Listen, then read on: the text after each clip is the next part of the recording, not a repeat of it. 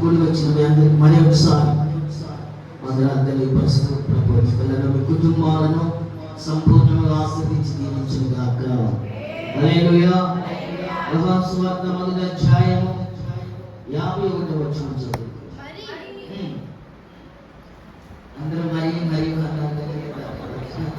ఆయన మీరు ఆకాశం తెరబట్టి దేవుని దొంగల మనిషి కుమారునిపై ఎక్కుటయు దేవునికి స్తోత్రం. ఈ పగటి వేళ ఈ ఉదయకాలంలో వాక్యం ఏంటంటే ఆకాశం తెరబడుట. ఆమేన్. ఆకాశం తెరబడుట. యేసు ప్రభువు ఇదే స్థలంలో మనం ఈ అధ్యాయంలో మొత్తం బర్తలోమయి అంటే నతానియేలు గురించి కొన్ని విషయాలు రాయబడ్డాయి. యేసు ప్రభువారు నతానియేలు అనే బర్తలోమయి అంటే పేరును అందరూ కొంతమంది కొంటే కదా వెళ్ళిపోయింది. అట్లాగే బర్తలోమయి లేకపోతే నతానియేలు ఈయన ఏ చెట్టు కింద కూర్చునేవాడంటే అంజూరపు చెట్టు. అంజూరపు చెట్టు కింద కూర్చునేవాడు. అంజూరపు చెట్టు దేనికి సూచిస్తుందంటే రాకడకు. రాకడ. అంజూరపు చెట్టు దేనికి సాదృశ్యం అంటే రాకడ. ఆయన ఎప్పుడు అక్కడ కూర్చునేవాడు. ఎందుకంటే నతానియేలట ఈ పరిశుద్ధ గ్రంథం మనకంటే ధర్మశాస్త్రాన్ని బాగా పఠించాడట. చాలా నీతిపరుడట.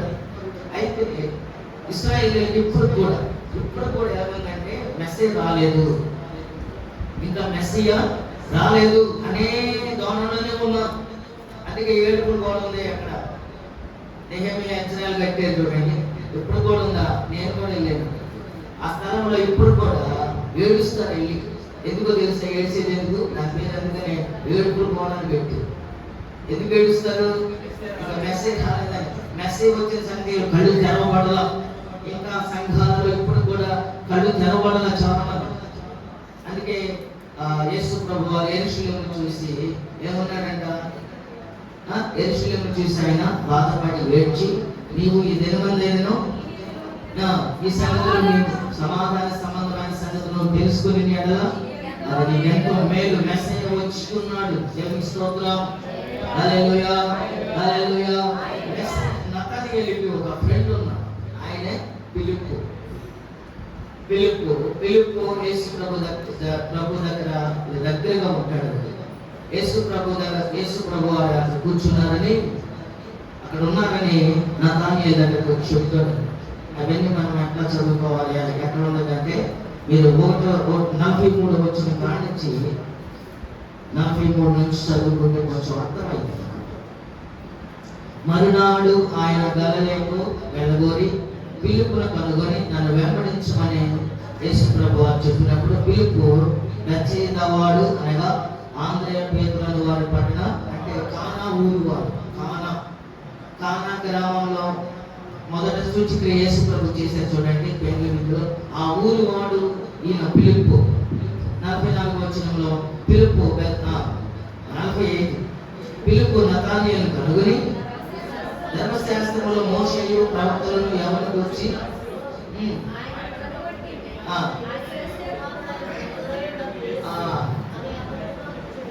ఒకళ్ళు ఎవరైనా బాగా స్పష్టంగా చదవాలి.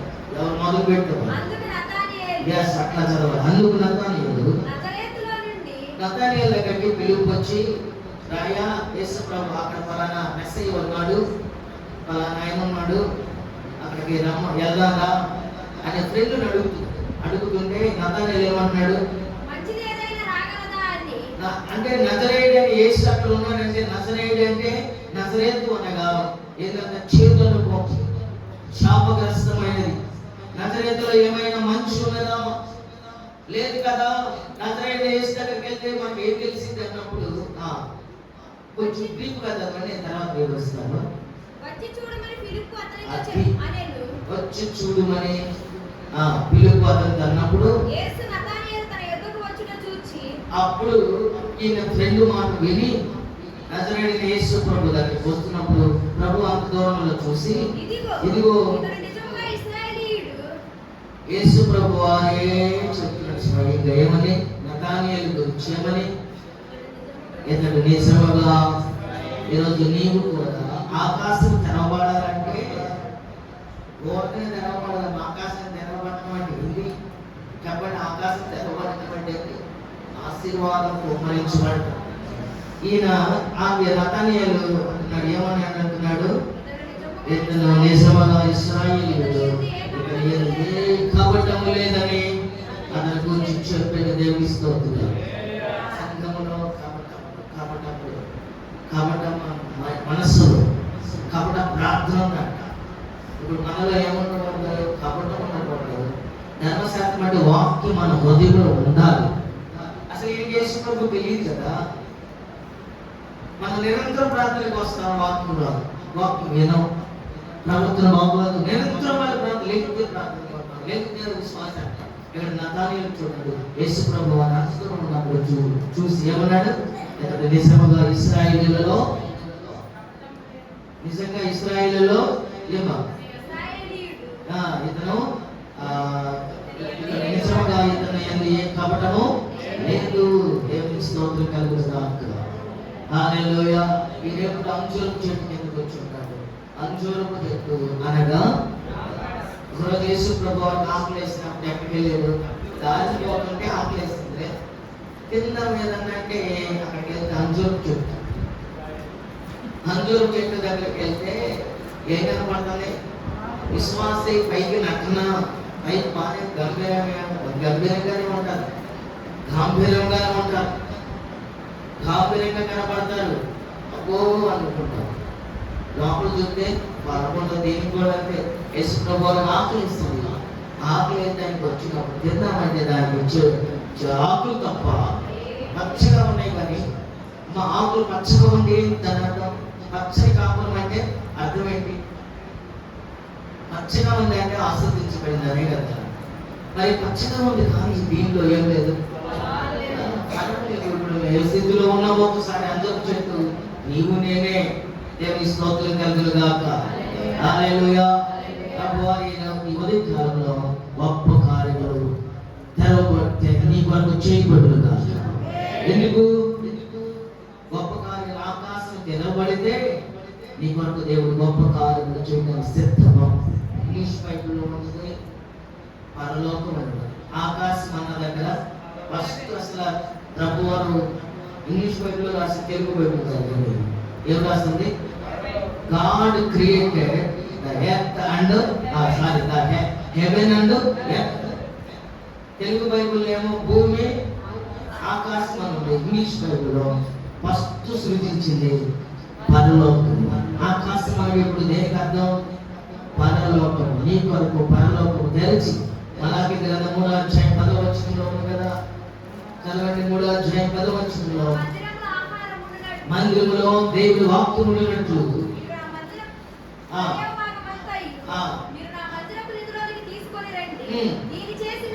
అప్పుడు శోధిస్తే ఏమైందంటే మీకు ఆకాశ వాక్యంలో విప్పుతాడంట. ఆకాశం అన్న దగ్గర ఏంటండి, వాళ్ళకు ద్వారాలు తెరవబడబోతున్నాయి. ప్రకటన గ్రంథంలో ఉంది ఒక ఆశీర్వాదం కలుపు. ఆ పరలోకపు ఆశీర్వాదం కలుపు నీ కొరకు తెరవబడును గాక, తెరవబడును గాక, తెరవబడును గాక. యేసు నామములో తెరవబడును గాక. హల్లెలూయా, హల్లెలూయా, హల్లెలూయా. ఆకాశం చెప్పబడి కృపను దేవుని దయచేయును గాక. ఆదికాండం 28వ అధ్యాయము కొన్ని మాటలు మనం తెలుసుకుందాం. ఆదికాండము 28వ అధ్యాయము 12, 13, 14. ఎవరైనా యాకోబు ఒంటరిగా వెళ్తున్నాడు. చూడండి, యాకోబు తల్లిదండ్రుల దగ్గర ఆస్వాదించబడ్డాడు కానీ తండ్రి ఒక రోజున ఆస్వాదించాలని ఆశ కలిగింది. ఇద్దరు కుమారులు ఉంటే పెద్ద కుమారుడు చూపాడు. ఎందుకంటే పెద్ద కుమారుడు జ్యేష్ఠత్వానికి ఆయన వారసుడు కాబట్టి పెద్ద కుమారుడు పిలిచి, నా కుమారుడు నిన్ను నేను ఆస్వాదించాలనుకున్నాను, నా కొరకు నువ్వు భోజనం సిద్ధపరచు. ఏం భోజనం అది? భోజనాలకి క్షయమైన భోజనం ఉంది, అక్షయమైన భోజనం. ఎక్కువ ఎంత టైం అయినా సరిపోదు. ఆరాధన సింపుల్ తగ్గించేసి మరి వాక్యం కూడా కావాలి కాబట్టి వాక్యం ఈరోజు మీకు అవకాశం ఇవ్వాలనుకున్నాను. మీరు కూడా ప్రభు సన్నిధిలో ఆరాధించాలి, మీరు కూడా సంతోషించి బ్రతకలేరని మీకు అవకాశం ఇచ్చింది. దేవునికి స్తోత్రం. హల్లెలూయా, హల్లెలూయా. ఆహారం తీసుకురాంటే పెద్ద కుమారుడు అంట అరణ్యవాస అంటే ఎప్పుడు లోపల తిరుగుతాడు. కొంతమంది చూడండి ఇంట్లో కాళ్ళు లేవు, ఆ కొనుక్కోపోయేటప్పుడు తప్ప ఎప్పుడు రోడ్లప్పుడు తిరుగుతూ ఉంటారు, ఎప్పుడు బండి వేసుకుని తిరుగుతూ ఉంటారు. ఇంటి దగ్గర కాసేపు కూర్చో. ఈ ఏసావు కూడా అట్లాగా అరణ్యవాసి, ఎప్పుడు గాల్లో తిరుగుతూ ఉంటాడు, అరణ్యంలో తిరుగుతూ ఉంటాడు. అయితే తండ్రికి పెద్దోడి మీద, తల్లికేమో చిన్నోడి మీద. అది సహజమే. అని పెద్దవాడు అరణ్యవాసి, చిన్నోడేమో గుడారవాసి. గుడారం అనగా దేవుని ఇద్దరు. చూడండి ఇక్కడ వ్యత్యాసం మీరు గమనించండి. మందిరంలో ఉన్న వారికి ఆశీర్వాదం వచ్చిందో, లేకపోతే లోకంలో తిరిగే వాడికి ఆశీర్వాదం వచ్చిందని మనం చూస్తే, తండ్రి ఆకలి కొన్నాడు. ఎందుకంటే తండ్రి కళ్ళు లేని వాడు, ఆయన నేత్రంలో వృద్ధితనం అయింది. ఆయన చివరి దినాలలో ఉన్నానని ఆ కుమారుని ఆస్వాదించాలనుకున్నాడు. పిలిస్తే ఇద్దరు కుమారులు గెలవాలి వాస్తవం కదా, కానీ పెద్ద కుమారుని పిలిస్తే ఆ మాటలు ఎవరున్నారంటే, ఎవరున్నారు? తల్లి అనగా సేవకుడు. ఎందుకంటే నీ తండ్రి ఉపదేశం నీ తల్లి యుద్ధబోధను సామెతల్లో రాస్తాను కదా. తల్లి అనగా దేవుని సేవకుడు, ఎప్పుడు సంఘాన్ని కనిపిస్తున్నాడు. సంఘ బాధ్యతలు ఎందుకంటే మీ వరకు ఎప్పుడు ప్రార్థన. తల్లి ఉపదేశం కదా, తల్లి ఉపదేశం ఆత్మ సార్ ఎప్పుడు సంఘం మీద ఆలోచన చేస్తూ ప్రార్థన చేస్తూ ఉంటాడు. కుమారుడు చూడండి, కుమారుడు ఆస్వాదించబడాలని తల్లి ఎంత ప్రయాసపడింది చూడండి, ఎంత ప్రయాసపడింది. పెద్దోడు అరణ్యానికి పోయి ఏట మాంసాన్ని ఏటాడదామని వెళ్తే అది దొరికిలేమో మందులోకి వెళ్ళారు, ఒక పొట్టేలు వేసారు. పొట్టేలు ఎంత పడి ఉంటాయిగా, ఎంత చాలా పడి ఉంటాయిగా అయ్యారు. పొట్టేలు వేసారు. ఆ పొట్టేలు మాంసాన్ని చక్కగా వండింది ఆమె రెబెకా గారు. వండి భర్త ఎలా తింటాడట, ఎంత కారం వేసిందో, అది మరి ఎక్కువ తింటాడు, అది ఎక్కువ తింటాడు. అది మొత్తం మీద బాగా వండింది. వండి ఏం చేసింది, కుమారుడికి ఇచ్చి పంపింది. కుమారుడు అన్నాడు, అమ్మా నాన్నేమో రోమము ఒళ్ళంతా స్వరం మారింది, ఒళ్ళు మారింది. సరే స్వరం నేను అరణ్యంలో ఏటాడి స్వరం పోయింది అని చెప్పడానికి దగ్గరకు రమ్మన్నాడు అనుకో. కడిగి చూస్తే మరి నేను యాకోబులా ఉన్నాను అనుకో, నా పరిస్థితి అప్పుడు ఆశీర్వాదాలు వెళ్ళిపోతాయో కానీ శాపాలే కదని అంటే అమ్మంది. అది కూడా సిద్ధపరిచాడు నాయన అని ఆ చర్మం, ఆ పొట్టేలు చర్మాన్ని కప్పి పంపించింది. దేవిస్తున్నారు సేవకుడు నిరంతరం మీకు ఏం కావాలో, మీకు ఏది కావాలో మీరు చెప్పవసరంగా. మీరు మా దగ్గరకు వచ్చి అది కావాలైనా మాకు ఇది ఉంటుందని చెప్పవసరంగా. మేము మొత్తం ప్రభు దగ్గర చిట్టా చదివేస్తాం, పాదాలు పట్టుకుని నిరంతరం చిట్టా చదువుతాం. దేవునికి స్తోత్రం కలుగుగా. హల్లెలూయా. చక్కగా తండ్రి దగ్గరికి వెళ్ళాడు. సేమ్ ఇదే జరిగింది. నువ్వెవరు అన్నాడు, నేను ఏసావుడు అన్నాడు. ఇట్లా దగ్గరికి అన్నాడు. చూస్తే స్వామి చూస్తే యాకోబుది. కానీ ఆయనకి సరేలే మాంసం తీసుకొచ్చిన ఆహారం ఎలా ఉంది, మధురుగా. ఎంత మధురంగా ఉంది, మొత్తం తినేసాడంట. మొత్తం తినేసాడు. దీన్ని తిన్నాడు. కడుపు నిండా దీవులు. ఈ దీవులన్నీ ఈ కడుపులో మాకు కూడా ఎన్నో ఉంటాయి. ఏది ఇంటికి సిద్ధం కాదు. కడుపులో మాకు ఆశీర్వాదం ఆస్వాదించాలి, వాక్కు ద్వారా మిమ్మల్ని బలపరచాలి, ఎన్నో మా కడుపు నిండా ఉంటాయి. ఇస్సాకు కడుపులో కూడా అన్ని ఆశీర్వాదాన్ని యాకోబు పెట్టాడు. దేవుని స్తోత్రం కలుగుగాక. హల్లెలూయా.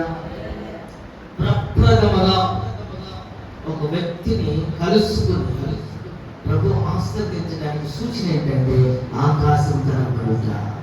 దేవుని స్తోత్రం. హల్లెలూయా. మరి ఈ పరిస్థితుల్లో ఇంటి దగ్గర ఉండకుండా ఆస్వాదించబడేది ఇద్దరు తల్లిదండ్రులు ఏమన్నా తెలుసా? ఇస్సాకు రిబ్కా. అరే అయిపోయింది. ఇప్పుడు మీ అన్న వస్తే నేను చంపేస్తాడా, నీవు పద్దనారాము వెళ్ళిపో, మేనమానే. దేవుని స్తోత్రం.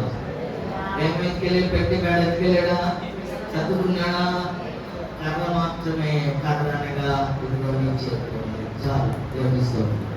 ఏదో ఒకసారి చూపించాను కానీ నా బైబిల్ చూపించాను ఒకసారి. ఇది ఎప్పుడు ఉంటే చాలు దేవుడి మిమ్మల్ని ఆశీర్వదించుతాడు. దేవుని స్తోత్రం. రాత్రి కలగా ఉన్నాడు. ఆ కళ చదవండి ఒకసారి చదవండి.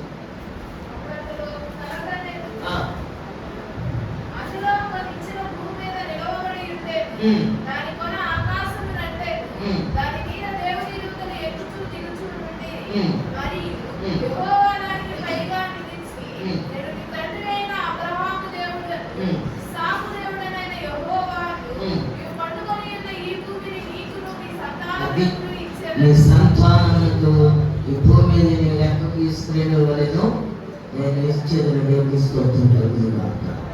హల్లెలూయా, హల్లెలూయా. ఆకాశం తెరవబడటం అంటే ఏంది? ఇప్పుడు చెప్పండి, ఇప్పుడు చెప్పండి, ఇప్పుడు చెప్పండి, ఇప్పుడు చెప్పండి. ఆకాశం తెరవబడటం అంటే ఇదే.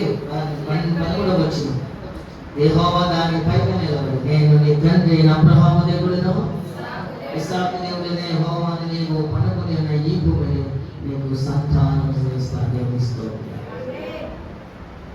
హల్లెలూయా.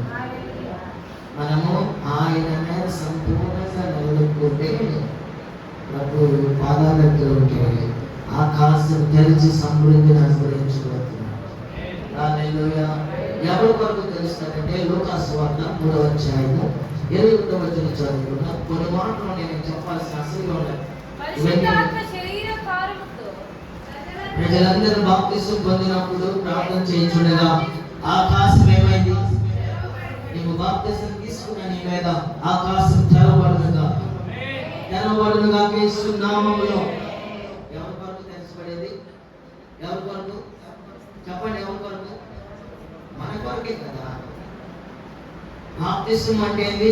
చెప్పశక్యము కానీ, చెప్పండి, చెప్పశక్యము కానీ వాళ్ళని ఆశీర్వాదం. ఎవరికి ఊహించలేనంత ఆశీర్వాదం. మనకు తెలియక బాప్తిసం అంటే తీసుకుంటాం. ఒక ప్రతిష్టత లేకుండా, ఒక భద్రత లేకుండా పక్కన తీసుకున్నారు, నేను తీసుకోకపోతే అని వద్దు గొంతేసి తీసుకునేవి. ఆ ప్రతిష్టతను పోగొట్టుకుంటున్నాం. ఆ ప్రతిష్టతను నిలువున వాళ్ళే చంపుకుంటున్నారు. ప్రతి విశ్వాసం 3 గంటలు కంపల్సరీ. తర్వాత సంగతి తర్వాత ముందు మొదటి 3 గంటలు కావాలి. మొదటి గంట మారు మనసు కలిగి ఉండాలి. మారు మనసుతో కూడిన పాప క్షమాపణ నిమిత్తం బాప్తిసం అనే మెట్టు. అప్పుడు నీవు 3వ మెట్టు పరిశుద్ధాత్మను పొందుకుంటావు. కొన్ని వ్యతిరేకమైన పదాలు కూడా ఉంటాయి.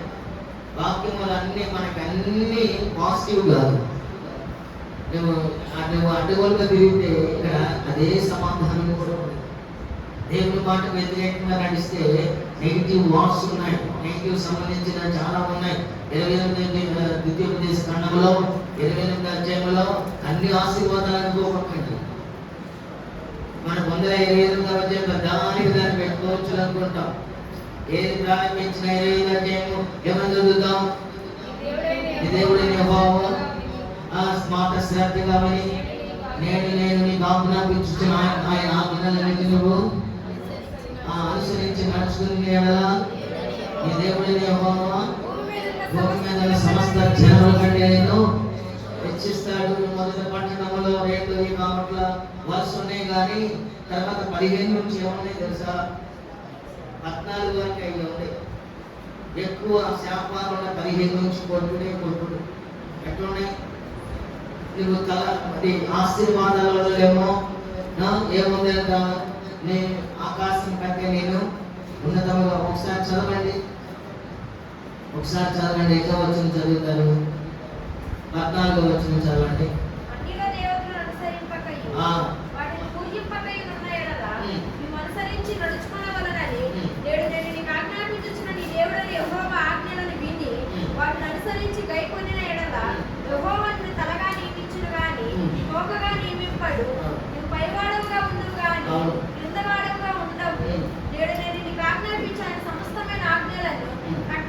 ఒక నిమిషం 15వ వచనంలో 23వ వచనం చదవండి. 23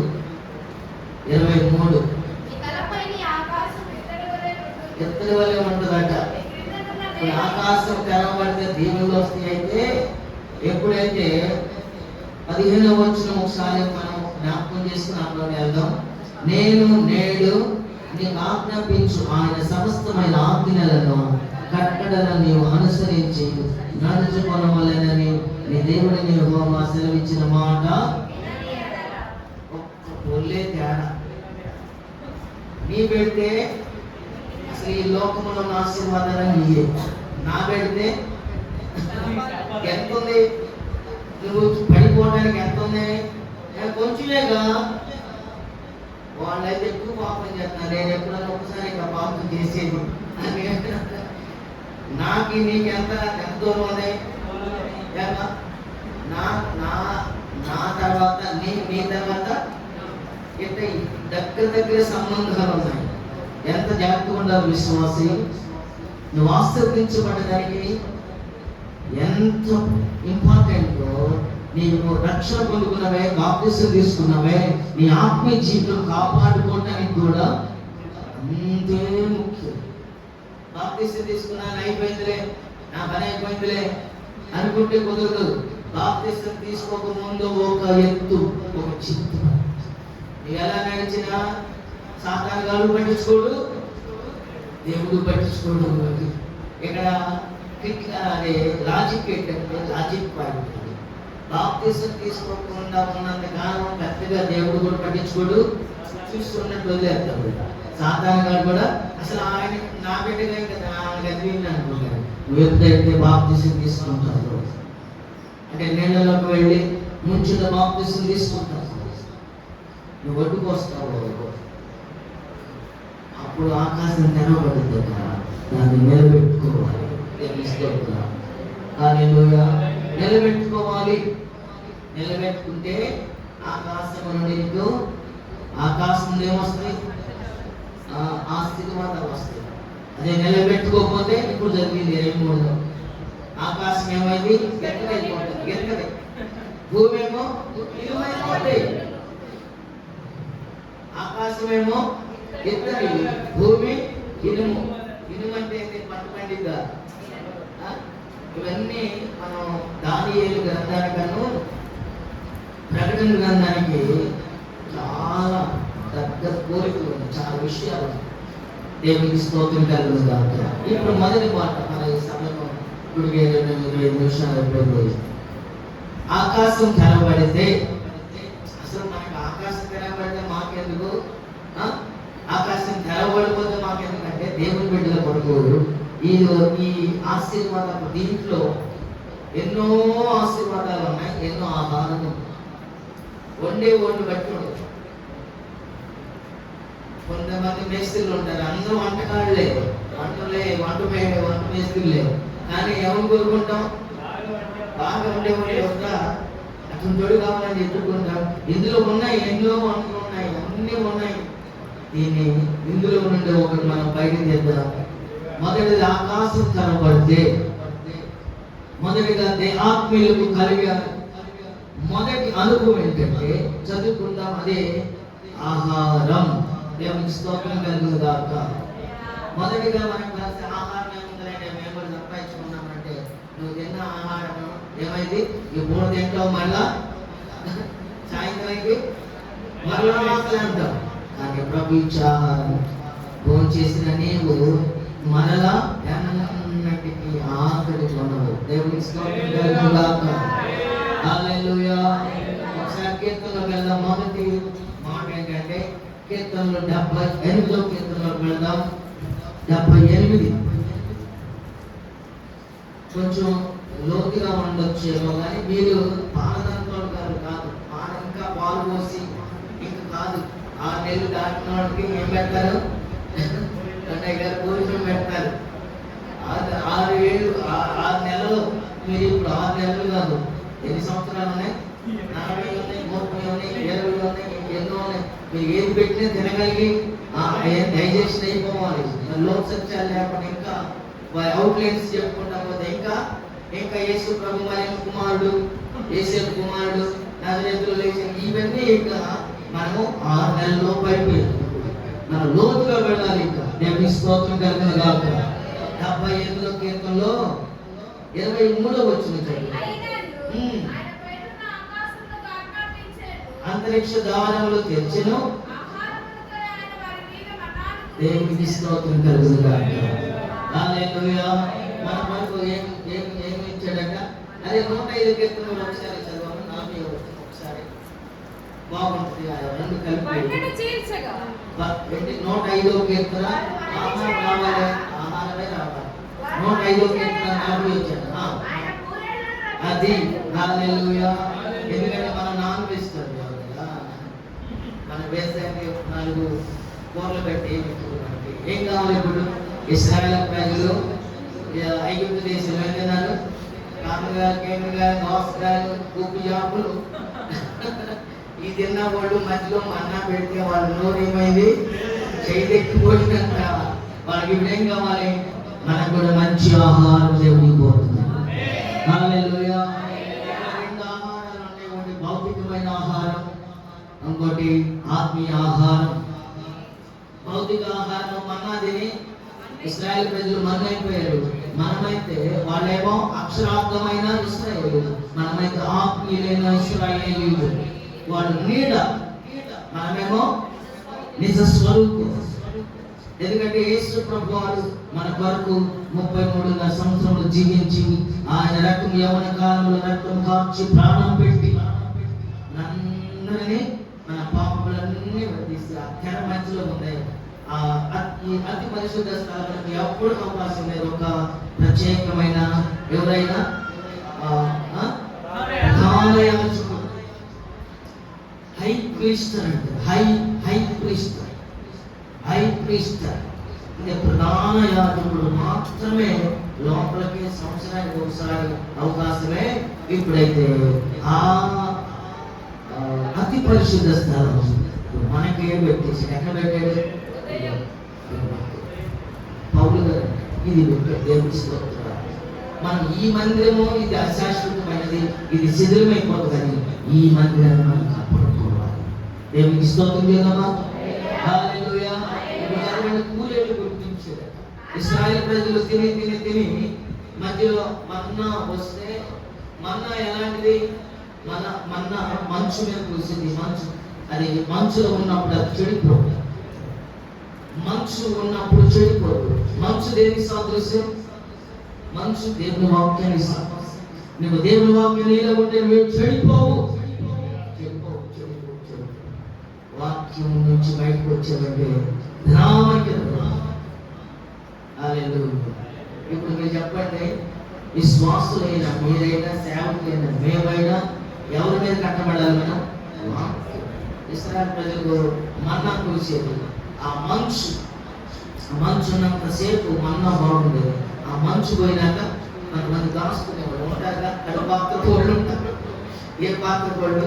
కొంతమంది దేవుడు ఇస్తాడు అన్న ఆలోచన ఉండదు. వీళ్ళు దాసే ఇశ్రాయేలు దేశాన్ని చెప్పబడతాయి. మనం అవి ఉన్నాయి కదా, అవన్నీ ఫ్రీగా మాట్లాడుకునే సమయాలు పోయి దేవుని స్తోత్రం కలుగును గాక. ఆ మంచు మీద పడిన ఆహారం తిన్నప్పుడు అది అక్షయమైన ఆహారంలో ఉంటుంది, అయితే చెడిపోకుండా ఉంటుంది. ఎప్పుడైతే దాసుల మధ్యాహ్నం తిన్నానంటే ఏం పట్టింది? వీళ్ళకంట తిని నోరేమైంది? చేదెక్కి దైవజనుడు మోషే గారిని పిలిచి ఏమంటున్నాడు? మోషే మాకు ఆహారం కావాలి. ఏ ఆహారం? మాంసం.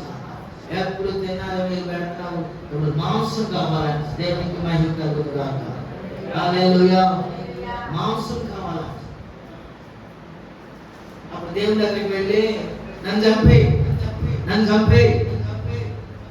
ప్రభు దగ్గర డైరెక్ట్ గా వెళ్ళి ప్రభు స్తోత్రం అంటలా మొదటి లేదు, ఏం లేదు. వెళ్ళి నన్ను చంపే ఏందయ్యా మోసం అంటే వీళ్ళకంట ఎవరు ఎంతమంది?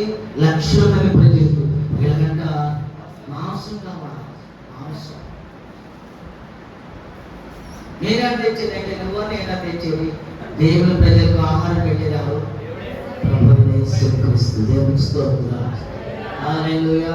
మన ప్రపంచంలో డబ్బులన్నీ పోగేసి ఒక చోట పెట్టినా పక్షులకు ఆహారం పెట్టలేదు. ఆ డబ్బు పక్షులకు దాగంట. దేవుడు చూసేవా మనల్ని ఏ విధంగా పోషిస్తున్నాడు. పొదమ సింహాలకైనా అంటే సింహ పిల్లలకైనా ఆకలి పొదుగుండేమో కానీ దేవుని బిడ్డలకు ఏమాత్రం కూడా పొదుగుండదు. అయినా కానీ అయినా అనుమానమే, అడిగేసిన అనుమానమే, ఇశ్రాయేలుకు అనుమానమే. దేవుడి దగ్గర నుంచి సెలవు తీసుకుని రోజు వాళ్ళందరికీ ఏం గుర్తించాడు? ఆహారం దేవుడికి ఇస్తారు. ఆకాశం నుండి ఏం కురిసింది? ఈ ఉదయకాలంలో మీ కొరకు ఆకాశం నుండి మంచి ఆహారం కురిపించుకున్నాడు. ఏలియా గారు ప్రార్థన చేస్తే ఎన్ని సంవత్సరాలు ఆగిపోయిందంట? 3.5 ఏళ్ళు. లోకస్వార్త చదువుతారా? 4వ అధ్యాయం 25వ వచనంలో ఏలియా గారు ప్రార్థన చేసినప్పుడు ఏలియా గారి దినములందు 3.5 ఏళ్ళు అంటే 3 సంవత్సరాలు 6 నెలలు ఆకాశం కరువు వచ్చేసింది.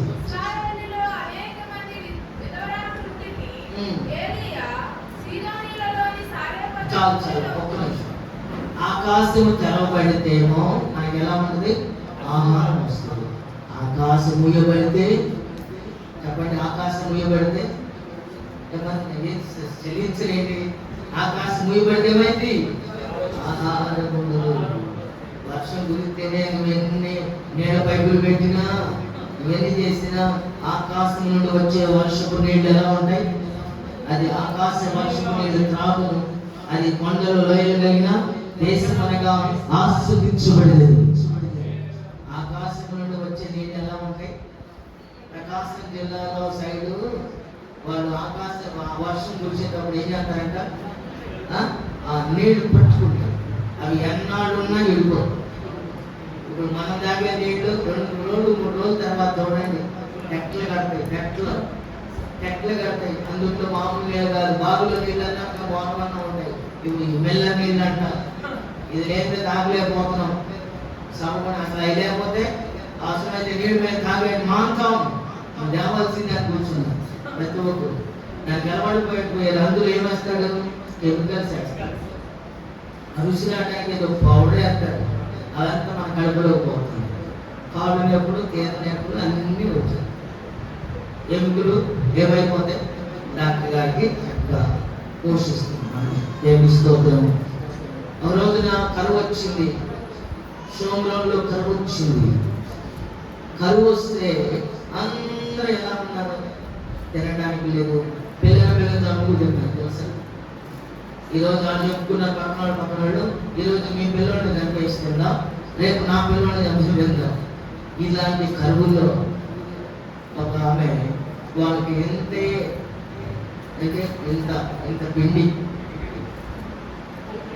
పిండి బొట్లో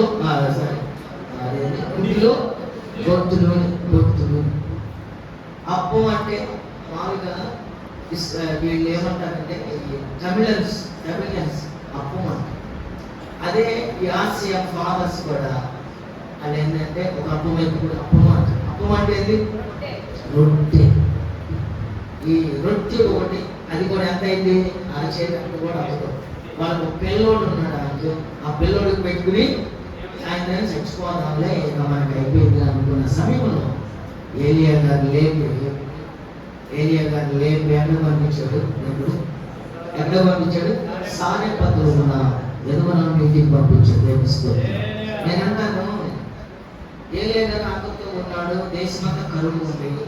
కాస్త మనలాంటి వాళ్ళు డబ్బులు ఉన్నవాడు ఉంటాడు కదా బాగా, వాళ్ళ దగ్గర అద్దాల మేడకు పంపకుండా దైవజనుడిని ఎక్కడికి పంపించాడు?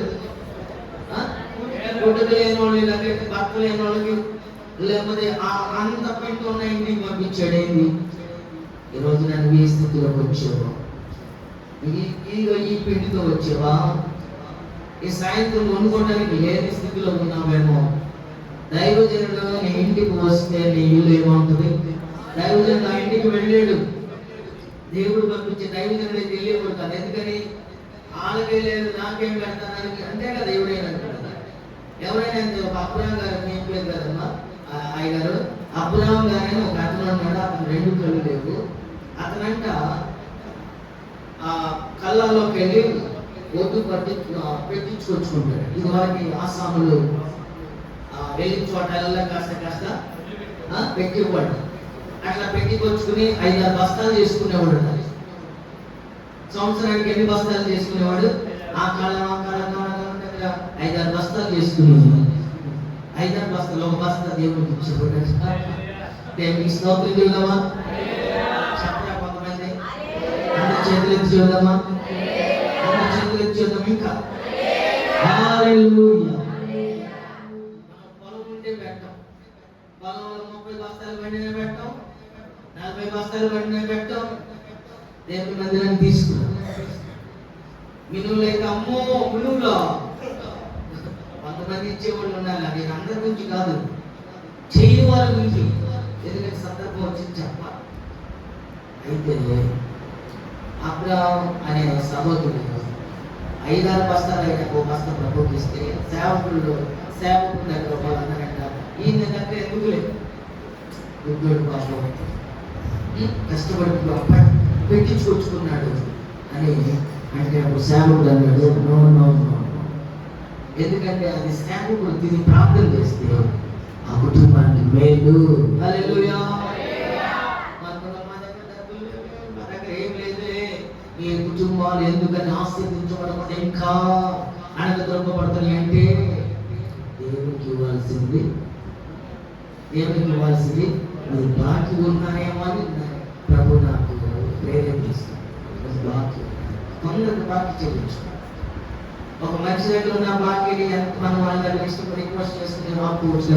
దేవుని దగ్గర ఉన్న బాకీని మనము వెంటనే తీర్చుకోవాలి. దేవుని స్తోత్రం. మరి పేద దగ్గర వద్దు వచ్చి దేవుని దగ్గర వచ్చినప్పుడు దేవుని దగ్గర రాగానే ఆమె పొరలేదు. ఆమె పట్టణం వెలుపులా అదే పట్టణం ఎంట్రన్స్ లో పొరలు ఎత్తుకుంటాడు. దేవుని దగ్గర వచ్చి ఒడ్డు తీసుకెళ్ళి ఆయన ఏమడిగాడు మొదట? నాకు వాటర్ కావాలి. ఏంటంటే మంచినీళ్ళు, glass of water. I want glass of water అనగానే ఏం చేసింది? బిందులో నీళ్ళే కానీ ఇచ్చింది. తర్వాత తాగి నాకు తాగుతుంది. ఏం చెప్పాడు తెలుసా? అమ్మ నాకేదైనా పెట్టుకురామన్నా, నాకేదైనా పెట్టుకురామన్నాడు. ఆమె ఏమన్నా తెలుసా? ఉన్నది చెప్పింది. ఏం చెప్తుంది? అయ్యా పట్టెడు పిండి ఉంది, గుడ్డులో బొట్టు నూనె ఉంది, నా పిల్లడికి పెట్టుకుని చనిపోవడానికి సిద్ధంగా ఉన్నాం. అయినను నువ్వు అడిగావు కాబట్టి అది నీకు పెద్దనాన్ని తీసుకొచ్చి జోడిస్తున్నా. హల్లెలూయా. ఆయన అన్నాడు అది నాకు ఇష్టం, అందుకే చదువుకొని తీసుకున్నాను. తీసుకొచ్చి వెంటనే ఆకాశం చేతులకు దేవుని స్తోత్రం కలిసి. ఆకాశం ఎవరున్నారు?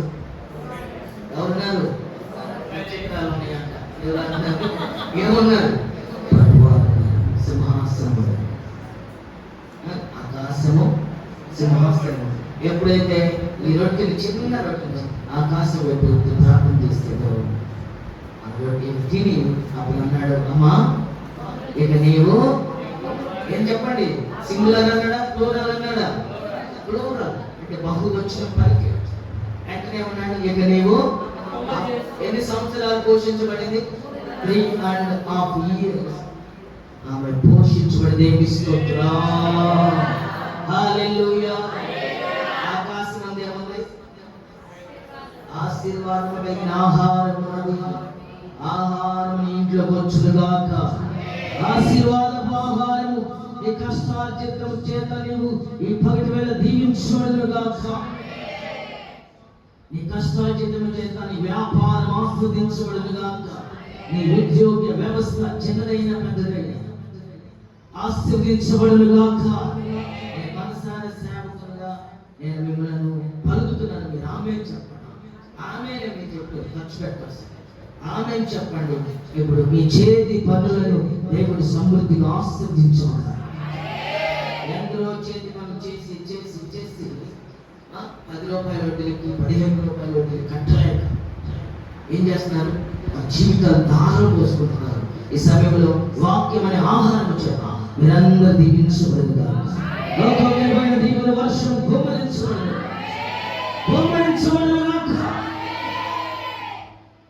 హల్లెలూయా. రెండో మొదటిది ఆహారం. ఆకాశం కనబడితే దేవుని ప్రజలైన మనకేం గుర్తించబడుతుంది? ఆహారం. రెండవది అపోస్తల కార్యములు 10వ అధ్యాయము 11వ వచనం చదువుకుందాం. అపోస్తల కార్యములు 10వ అధ్యాయము. అదిగో ఏం తెరవబడిందట? ఆకాశం తెరవబడి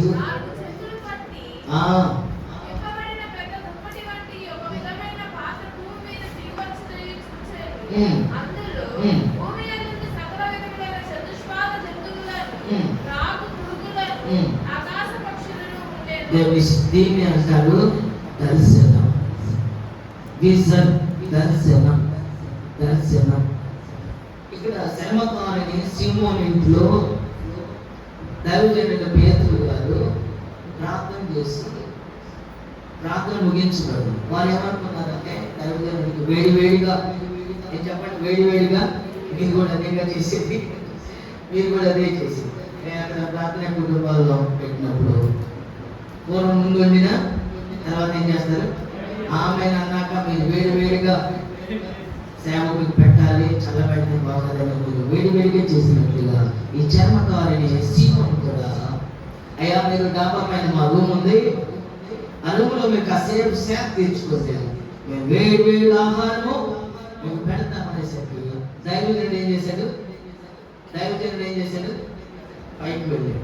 దైవజనుడు పైకి వెళ్తే దైవజనుడు కాళ్ళు తిరిగి ఏం చేస్తాడు? ప్రార్థన మోకరించి ప్రార్థన చేసుకుంటున్నాడు. దర్శనం సేవిస్తూ ఆ దర్శనం ఏం కనపడుతుంది? ఆకాశం తెరపడతా, దేవునికి మహిమ కలుగుతా. ఆకాశం తెరపడతా చూసాను. అందులోండి ఏమొస్తాయి? ఒక దుప్పటి. ఇంగ్లీష్ బైబిల్ అయితే బాస్కెట్ అంటే, తెలుగు బైబిల్లో దుప్పటిలో ఏమొచ్చినాయి? చతుష్పాద జంతువులు అనగా దాని అర్థము మనకి ఇప్పుడు మనం అనుకుంటున్నాం. కానీ ఆ రోజు పేతురు గారు ఏమన్నారంటే, అయ్యా ఈ నిషిద్ధమైనవి, అపవిత్రమైనది, ఆయన ప్రభువారి కొట్టి చంపుకుని తినమంటే ఈ నిషిద్ధమైన అంటే దాని అర్థం ఏంటంటే రకరకాల ప్రజలు, దుష్టత్వం కలిగిన ప్రజలు, శాపముతో కూడిన ప్రజలు, వెనుకబడిన ప్రజలు, దైవభక్తులైన ప్రజలు, లోకంలో మరి పాపముతో కూడిన ప్రజలు, భారములు పడిపోయిన ప్రజలు, నిట్టూర్పుల మధ్యలో కొట్టబడుతున్న ప్రజలు, రకరకాల ప్రజలు నీ ముందుకు వచ్చి వారి అంటే వారికి సువార్త ప్రకటించడం. దేవుని స్తోత్రం. ప్రతి ఒక్కరు సేవకులకు మాకే కాదు, మీకు కూడా ఈ దర్శనం ఉండాలి. విశ్వాసంగా కోరే ఏం చేయాలి? కణాలు కూడా ఏం చేయాలి చెప్పడానికి కోరి ఏం చేయాలి? మీరు కణాలు మేమంతా స్వాళ్ళే ఎక్కువ అని కొంతమంది అలుగుతారు. మేము రాకపోతే ప్రార్థన జరుగుతారు. నువ్వు నేను రాకపోయినా, సేవకు రాకపోయినా, విశ్వాసం నువ్వు రాకపోయినా, ఇది దేవుని సన్నిధి. దేవుడు ఎంతటి వాడినైనా నిలబెట్టుకోగలడు. ఒక మాట గుర్తొచ్చింది, ఎంతటి వాడైనా నిలబెట్టుకుంటాడనే మాట గుర్తొచ్చింది. ఒక సేవకుడు ఒక మీటింగ్ పెట్టాడు, పెద్ద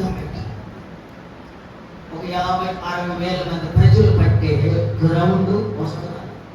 చివరి దినాన మొదటి రోజున ఒక సేవకుడు వచ్చాడు, వాక్యం చెప్పాడు, ఆయన వెళ్ళిపోయాడు. రెండో రోజు వాక్యం చెప్పాడు, ఆయన వెళ్ళిపోయాడు. మూడో రోజు ఏర్పరచబడిన ఆయన పెద్ద సేవకుడు.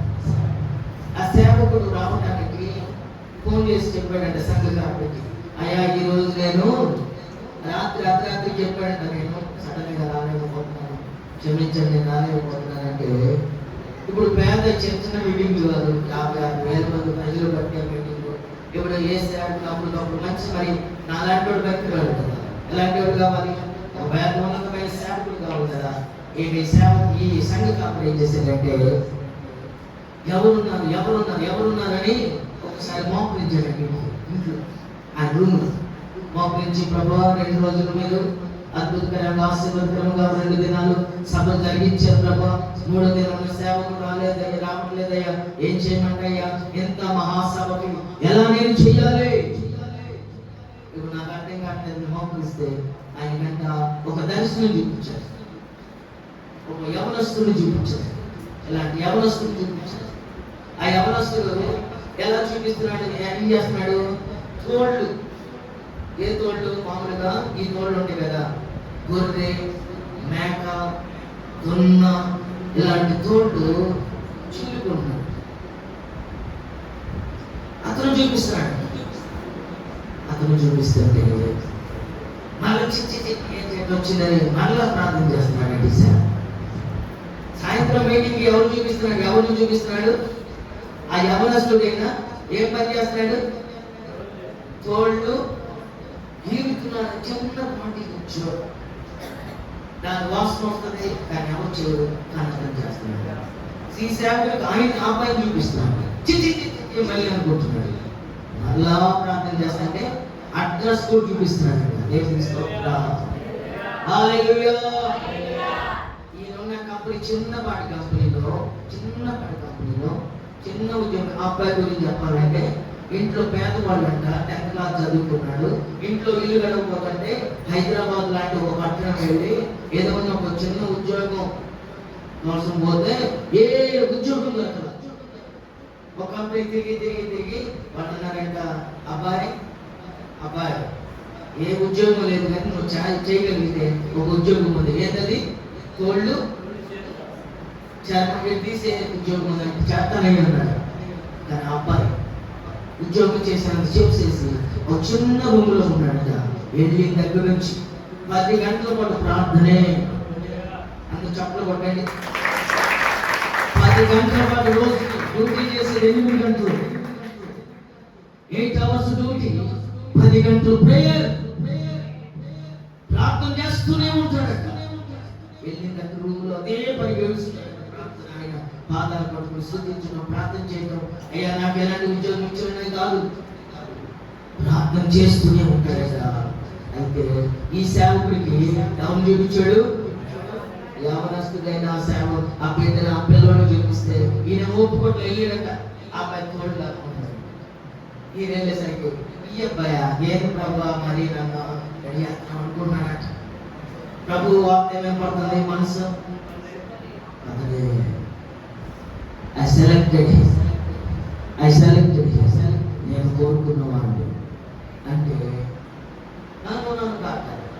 ప్రభు చెప్పిన దాన్ని బట్టి అబ్బాయి గురించి లేపి అబ్బాయికి అప్పటికప్పుడే సెంటర్ తీసుకెళ్ళి, సెంటర్ అంటే ఈ సెంటర్ కాదు, అతను కోట్ ప్లాజా షూటు కొనిపించి, ఎందుకంటే ఆ పెద్ద మీటింగ్ అలాంటిది, పాలు దగ్గర అలాంటి మీటింగ్ గ్లాసులు కొనిపించి ఆ పిల్లడు షేవింగ్ చేపించి కారులో తీసుకొచ్చి, దేవుడు చెప్పాడు అతనికి ఇష్టం లేదు ఎట్లా చేస్తాడు చెప్పు. ఈయన కూడా మైక్ తీసుకోవట్లా ఫాస్ట్ గారు. ఎందుకు? నిలబడబోయే సేవకుడే కాదని ఆ పిల్లడు ఈ మీటింగ్ ఏమైందో ఏమో నేనేం చేయాలని అతను మదన పడుతుంటే దేవుడు ఏమని చెబుతున్నాడు? దేవుడు చంపకాయలు కొడుతున్నాడు. ఆ అబ్బాయిని తీసుకొచ్చి నుంచోబెడతాడు. ఇక ఆ కోటి వచ్చి వెళ్ళి నిలబడి మౌత్ తీసుకుని చిన్న ప్రార్థన చేశాడంట. అంతే 50,000 మంది రక్షించబడ్డారట. కప్పలు కొట్టు 50,000 మంది ఆ రోజున రక్షించబడ్డారు, బాప్తిసం తీసుకున్నారు, దేవుని బిడ్డలుగా మార్చబడ్డారు. హల్లెలూయా. దేవుని అంతటి వాడిని వాడుకుంటాడు. అయ్యో నాకు శక్తి లేదే, ప్రార్థన ఏముండాలి నీలో? ఏముండాలి? The power of the prayer. ప్రార్థన లేక నిలబడ్డారనుకో, నా ఆత్మ జీవితంలో ప్రార్థన మినిమం 6 గంటలు, 6 చెప్పకూడదు కానీ చెప్తున్నాను, 6 గంటలు. మేము స్తోత్రాలు. నిలబడి ప్రార్థన చేసి నిలబడితే ఏమైందంటే దేవుని అద్భుత కార్యాలు జరుగుతుంది. దేవునికి మహిమ కలుగును గాక. హల్లెలూయా, హల్లెలూయా. ఈ దర్శనంలో పేతురు 4 చిగురు మాత్రం చూశాడు. ఆ తర్వాత ఎక్కడికి వెళ్ళాడు? తర్వాత ఇద్దరు మనుషులు కింద ఉన్నారు. ఎవరి కోసం? పేతురు గారి కోసం. ఎవరైనా ఇటలై పటాలమని పడిన పటాలంలో శతాధిపతి అయిన కొర్నేలి అయితే ఆయన ఒక ఏది అది military officer, superintendent of police, SP department ఏమో కానీ ఏ డిపార్ట్మెంట్ ఎస్పీ నాకు తెలియదు కానీ ఆయన డిసిగ్నేషన్ ఎస్పీ.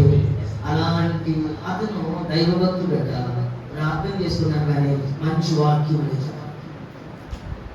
ప్రార్థన పరుడే, భక్తి పరుడే, ధర్మకార్యం చేసేదే వాడే కానీ అతనికి సంపూర్ణమైన ఆహారం లేదు.